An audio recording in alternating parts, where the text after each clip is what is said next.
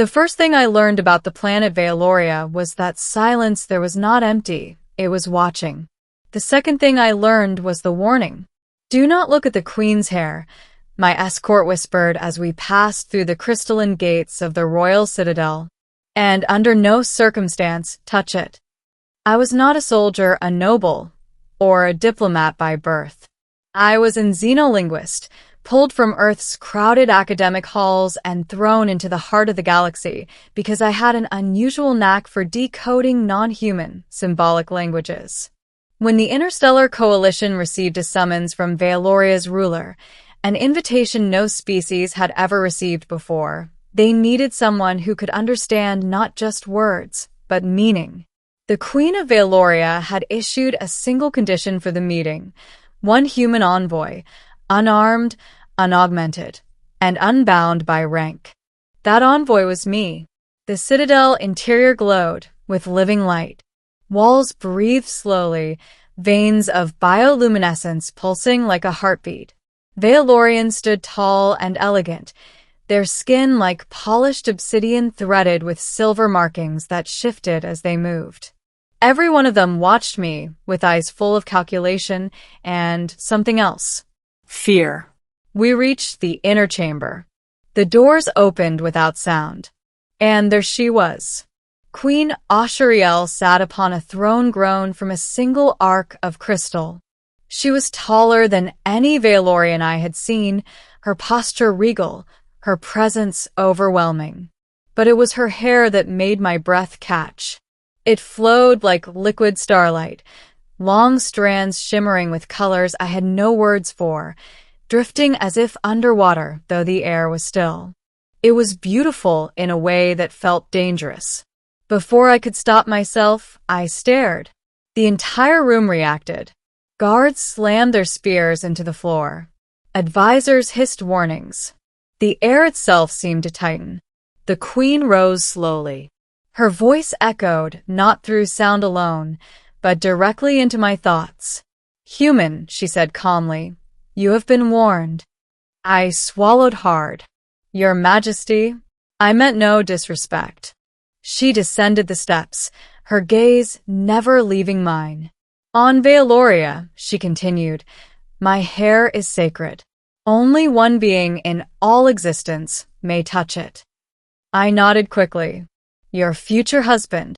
The chamber went dead silent. The Queen stopped inches from me. For the first time, something flickered in her eyes. Surprise. Middle. The meeting that followed was unlike any diplomatic exchange in recorded history. Instead of negotiations, Queen Ashuriel asked me questions about Earth, about human emotion, about why humans formed bonds so quickly and destroyed them just as fast. I answered honestly, sensing that lies would be fatal here. Days turned into weeks. I was not dismissed. Instead, I was invited to remain within the citadel as an observer. That alone sent shockwaves through Vealorian society. Whispers followed me everywhere I went. Some looked at me with curiosity, others with open hostility. One night, my assigned guide, a scholar named Galactic, finally explained why. "Her hair," he said quietly as we walked beneath glowing arches, "is bound to the crown core. It is a living conduit of her soul, her power, and the future of our species." I frowned. "So, why tell me only her future husband can touch it?" Galactic hesitated. "Because the crown core chooses the bond. Not bloodlines. Not politics." A chill ran through me. That same night, alarms screamed through the citadel. An assassination attempt. Rogue Vealorian factions stormed the inner sanctum, believing the Queen's openness toward a human was a sign of weakness.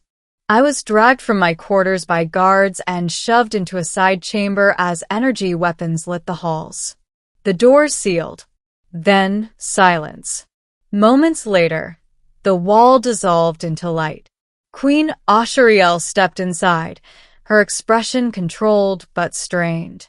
A thin cut marred her temple, glowing faintly. "You should not be here," I said. Nor should you, she replied. Yet fate ignores protocol. The chamber shook. Something was wrong. She staggered. Instinct took over. I reached out to steady her, and my fingers brushed her hair. The world shattered.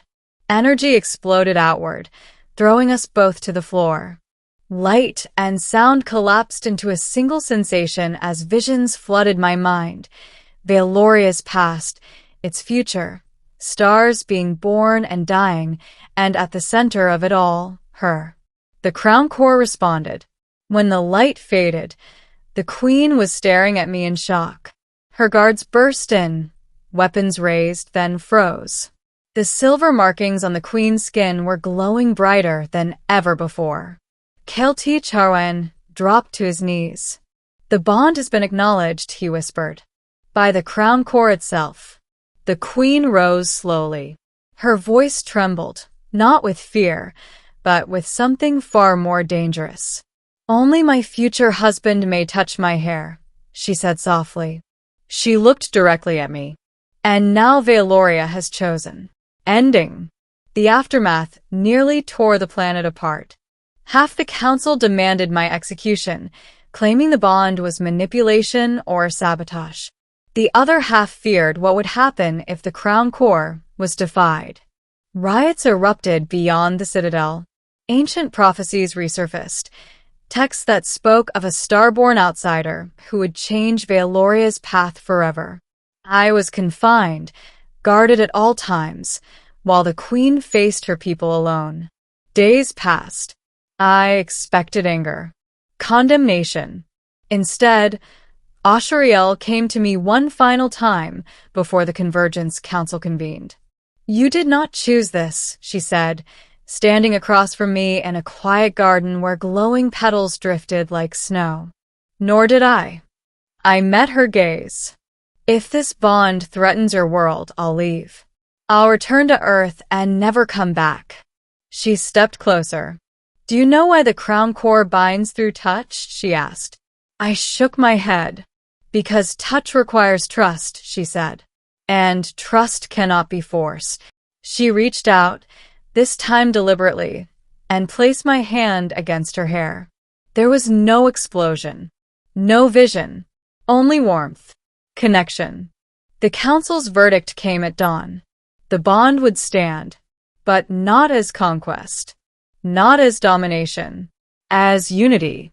I was offered a choice: remain on Valoria as the queen's bonded partner, helping guide her people into a new era, or leave freely, knowing the bond would fade but never fully disappear. I chose to stay, not as a king, not as a ruler, but as a bridge. Years later, when the stars aligned above Valoria's skies and the queen stood before her people, she spoke a final truth. The warning remains, she declared. Only my future husband may touch my hair. Then she turned, smiling softly at me. And the future has already arrived.